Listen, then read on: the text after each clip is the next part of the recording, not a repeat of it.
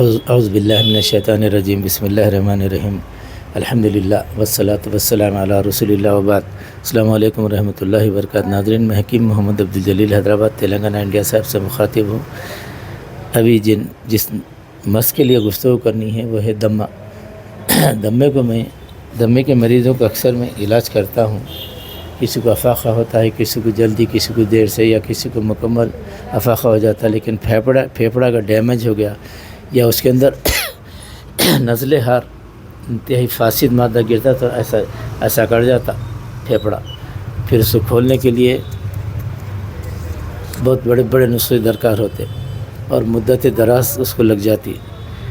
تو میں دمے کے مریضوں کو خصوصاً، کیونکہ یہ گردوں کا جو علاج کر رہا ہوں میں ڈائلیسس کے پیشنٹ کو یا دیگر گریاٹینین، بلڈ یوریا، نیفروسس، پروٹین وغیرہ کے لیے، اور گردے جن کے سکڑ گئے گرمی یا سردی کی وجہ سے چھوٹے ہو گئے ان کے لیے، یا گردے سوجن کے بہت بڑھ گئے، انلارج ہو گیا اس کے لیے بھی، یا گردے کمزور ہیں اس کے لیے تو اسپیشل دوائیں ہیں الحمدللہ۔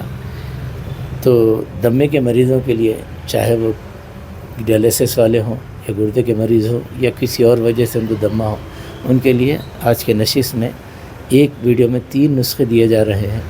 اس کو استعمال کیجیے اور فائدہ اٹھائیے، اور حکیموں سے بھی گزارش ہے آپ لوگ بھی بنائیے، اپنے پیشنٹوں کو دیکھ کے ان کی دعائیں لیجیے۔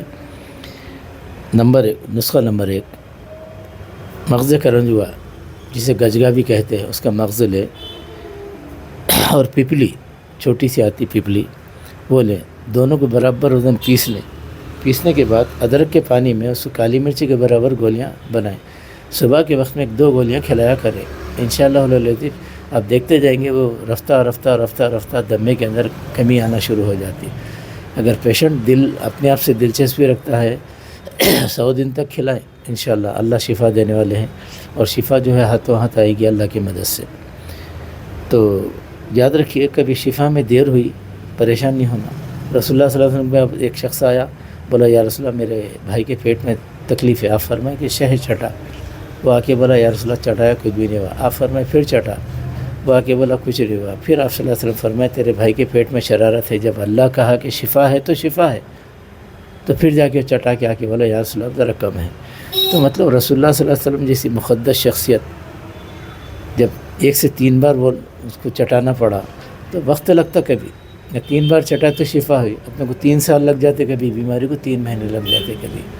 تو اب وقت کو نمت دیکھیے، شفا اللہ کی طرف سے آتی ہے۔ اللہ جب تم سے راضی ہوں گا، تمہاری تکلیف اللہ تعالیٰ جو ہے اس کو رحم آئے گا تو برابر دے دیتا شفا۔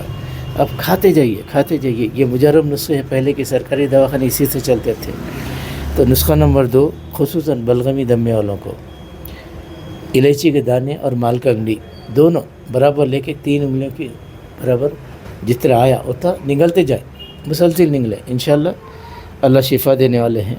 تیسرا نسخہ ہے گیہوں جلائیں، 100 گرام گیہوں جلائیے، اور ہلدی وہ بھی جلا لیجئے، دونوں برابر وزن لے کے ایک آدھا چمچہ چائے کا کھانا شروع کیجئے۔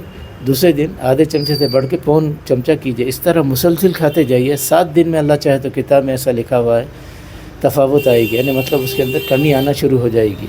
لہذا جس کسی کو اپنی ذات سے دلچسپی ہے، وہ شفایاب ہونا چاہتے ہیں، تو ان نسخوں کو اپنائیں، اور سب تعریفیں اللہ ہی کو سزاوار ہے۔ الحمدللہ رب العالمین۔